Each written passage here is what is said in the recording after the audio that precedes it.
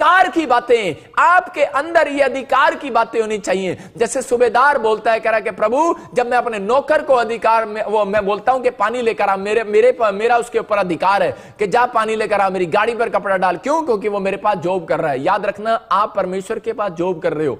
अगर आप मसीह के पास जॉब कर रहे हो तो मैं कह रहा हूं अधिकार है उसका, लेकिन आज वो अपने बच्चों को कह रहा है, कहता है कि मैंने अब वो अधिकार तुम्हें दे दिया है। लोग नहीं जानते, जब आदम और हव्वा के बारे में जो पढ़ते हैं तो आदम और हव्वा ने, कह रहा बाइबल बोलती है, कह रहा जब हम पाप करते हैं तो हमारा अधिकार शैतान छीन लेता है। परमेश्वर ने उत्पत्ति के किताब में एक जगह पर वहां पर कहा, 2:18 में वहां पर क्लियर बोलता है, कह रहा है कि आदम जाओ, कह रहा है कि ये खेत तुम्हारा है, और कह रहा है जब अदन की वाटिका में उसको रखा और कह रहा है ये खेत में काम करो। इसका मतलब कि परमेश्वर ने उसको काम करने के लिए धरती दी थी, लेकिन अधिकार में दे दिया था। कह रहा है ये धरती तेरी है, और नूह को ये बोलता है, नूह ये धरती तेरी है, फल फूल फैल जा, लेकिन अधिकार में दे दिया था। लेकिन अधिकार को लेने के बाद कहता है आपको अपने अधिकार को छीनने नहीं देना। याद रखना, इसका मतलब आपके बाप ने आपके नाम गाड़ी कर दी, प्रॉपर्टियां कर दी हैं, सब कुछ कर दिया है, लेकिन ऐसा ना हो कल आपका बाप आपसे वापस ले ले। रीजन क्या है? कहता है जब हम एक कानून को तोड़ देते हैं परमेश्वर के, कह रहा है परमेश्वर अपने कानून को बनाकर खुद नहीं तोड़ता। बहुत सारे बच्चे क्या करते हैं,